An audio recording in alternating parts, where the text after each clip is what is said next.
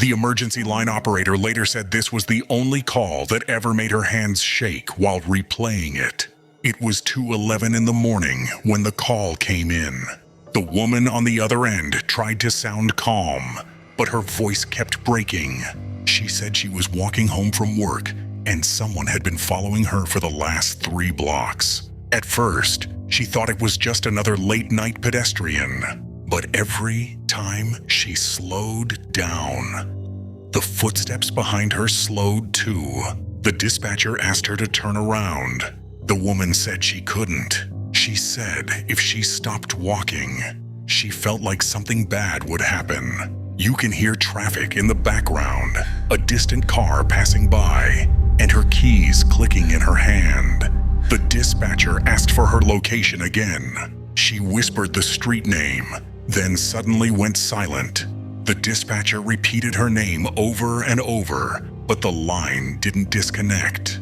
That's when the footsteps became clearer. Not rushed, not running, just slow, steady, confident. The woman came back on the line, but her voice was different now. Lower, like she didn't want anyone nearby to hear her. She said, "I think he knows I called you." The dispatcher told her to keep the phone hidden and continue walking. She was asked how far the person was behind her. After a long pause, the woman said, "I don't hear him anymore." For a moment, the dispatcher felt relieved, but then the woman whispered something that made the room go quiet. "There's no one in front of me anymore either." You can hear her breathing getting faster. She said the streetlights ahead of her were flickering. The dispatcher told her to go toward the nearest open building. That's when the woman suddenly stopped walking.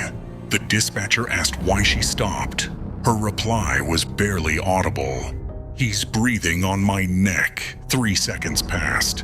Then she whispered the words that would later be replayed hundreds of times by investigators. "He's behind me." The call ended instantly. Police reached the location in less than 4 minutes.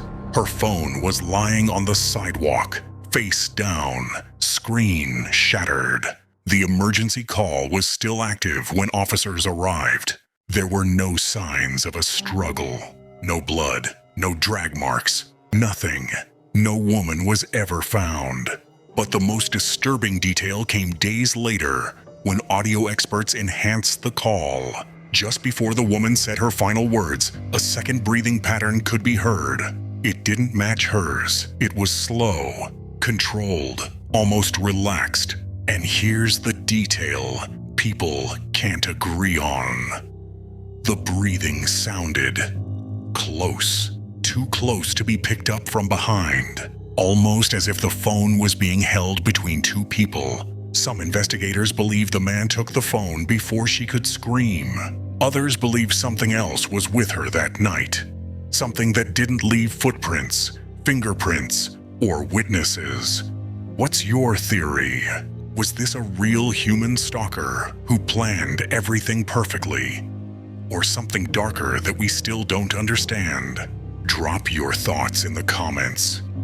I read every single one. This recording still exists.